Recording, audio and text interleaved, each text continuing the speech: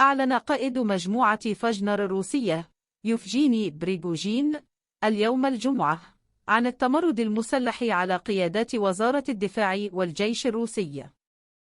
وقال قائد مجموعة فاجنر الروسية إن قواته ستمارس مهامها للرد على قصف معسكراتها من قبل الجيش الروسي في أوكرانيا.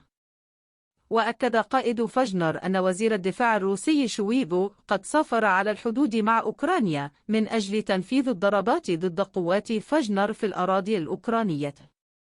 ومن جانبه أعلن جهاز الأمن الفيدرالي الروسي عن رفع دعوى قضائية ضد قائد مجموعة فاجنر بتهمة الدعوة إلى التمرد المسلح على النظام الروسي.